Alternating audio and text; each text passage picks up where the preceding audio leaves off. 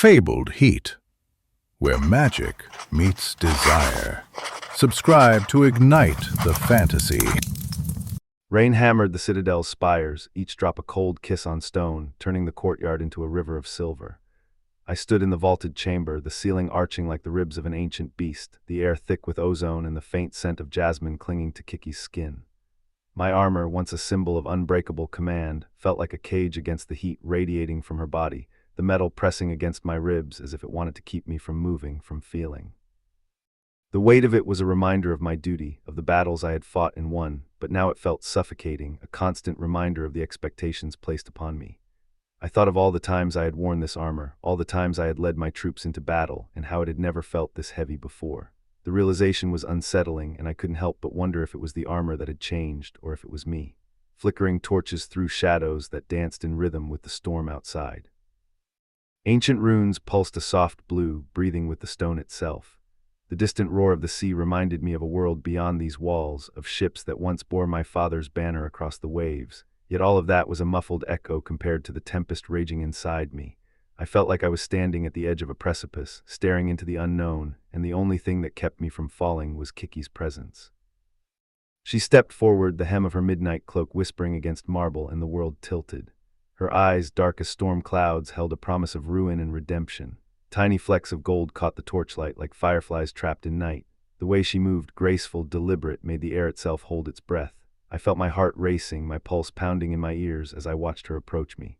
It was as if time itself had slowed down and all that existed was this moment, this space between us. I thought of all the times we had fought side by side, all the times we had relied on each other for survival, and how it had never felt like this before. The realization was both exhilarating and terrifying, and I couldn't help but wonder what the future held for us. "You look like a statue," she murmured, her voice a low hum that vibrated against my cheek. It was a voice I had heard countless times on the battlefield, commanding troops, issuing orders, but now it was softer, intimate, as if she were sharing a secret meant only for me. Her words sent a shiver down my spine, and I felt my armor feeling even heavier, as if it was trying to hold me back from her. Her fingers brushed the scarred line of my jaw, tracing a wound that never truly healed. The touch sent a shiver of fire through my veins, melting the ice settled in my belly.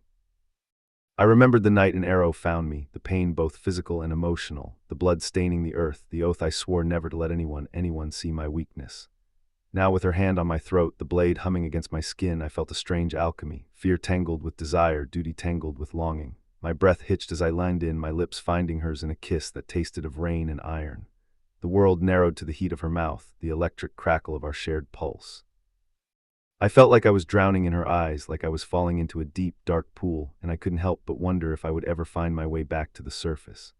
Behind us, the hidden sigil flared, its blue light spilling across the stone, and the walls began to tremble. Darkness seeped through the cracks, hungry and patient. Kiki's eyes widened, a mixture of thrill and terror. I felt a surge of adrenaline, a rush of excitement, as I realized that we were not alone in this moment. There were forces beyond our control, forces that sought to tear us apart, and yet in this moment I felt a sense of freedom, of release. "Then prove it," she whispered, her teeth grazing my ear. "Show me you can love a world that wants to devour us."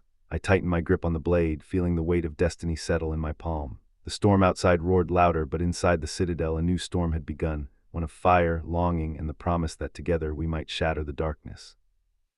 I thought of all the battles we had fought, all the wars we had won, and how this was the greatest challenge of all. I thought of all the times we had stood side by side, all the times we had relied on each other for survival, and how this was the moment that would define us.